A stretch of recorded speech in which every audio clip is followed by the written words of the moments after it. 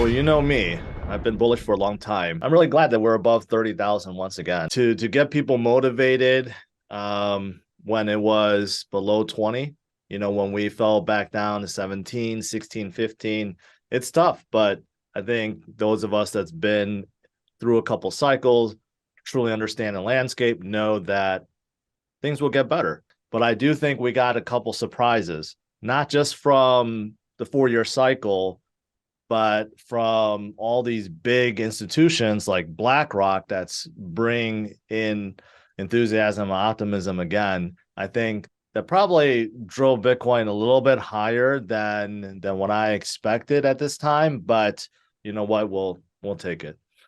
So Bitcoin's up near 100% since the bottoming after the FTX collapse. Am I too late for Bitcoin or Ethereum? Oh no, certainly not. Certainly not. I mean, just look at it from this perspective. We're nowhere close to previous highs. You have to double to get back to previous high of 69,000. Ethereum has to at least double, more than double for both of these. And just look at the rest of the landscape. The alts outside of Bitcoin and Ethereum, they have to go up 4, 5, 6, 10x just to get back to previous highs. So it's definitely not too late. This is more of a fun question because nobody knows the future. But how do you see the rest of this year playing out? Do you think it'll be Bitcoin doesn't surpass all-time high till 12 months after it's having? Or what do you think?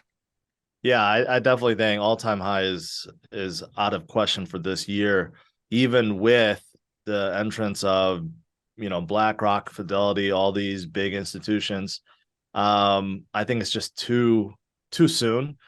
The macro environment in the US, although is getting better, still not optimal.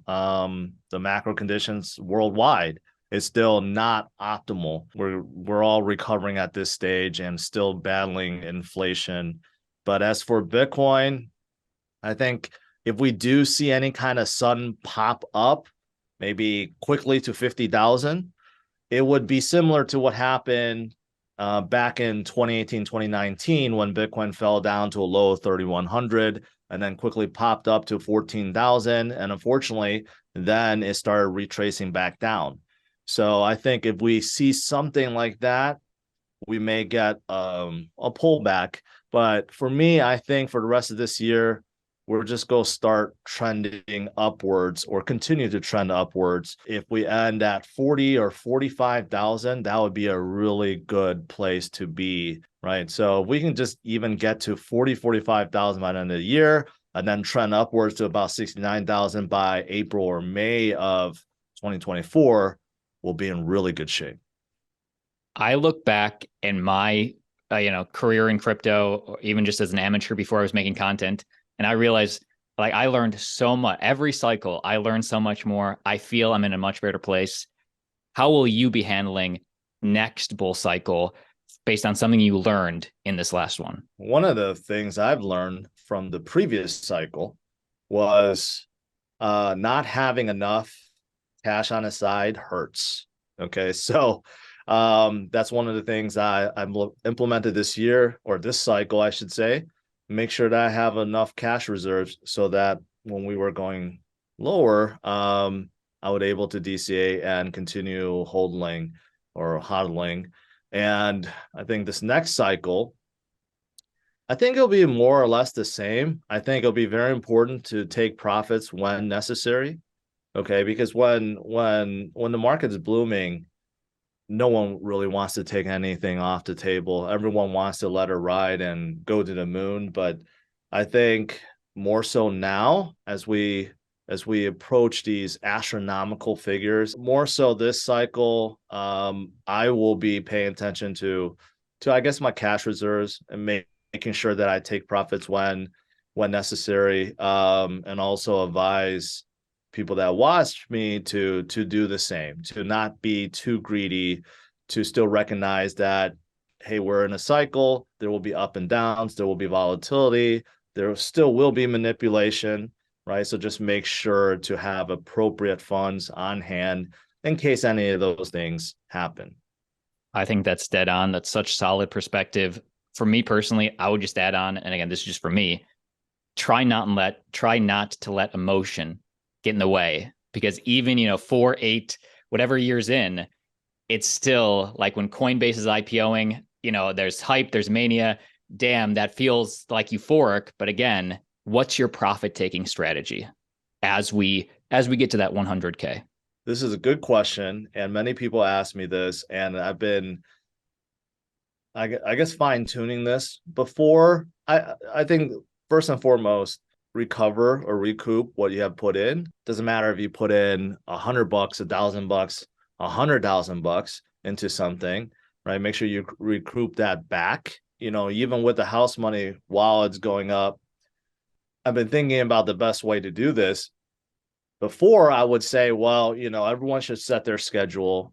Like, hey, if it goes up 20%, 50%, 100%, set a schedule to take a little bit off the table, right? And it's different for everyone. Some people want to be more conservative. Some people want to be more greedy and let things ride more.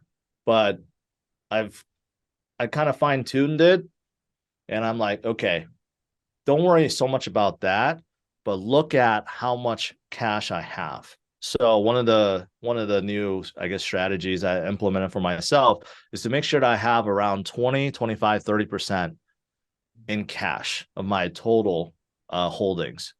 So a really easy way to judge this would be, hey, if Bitcoin and ETH and everything else is going up, and I start seeing that percentage drop in cash, well, that's clear indication I need to take some off the table and make sure I replenish the cash pile, right? And I feel like as long as I have that cash pile and that certain percentage locked in, I'm okay.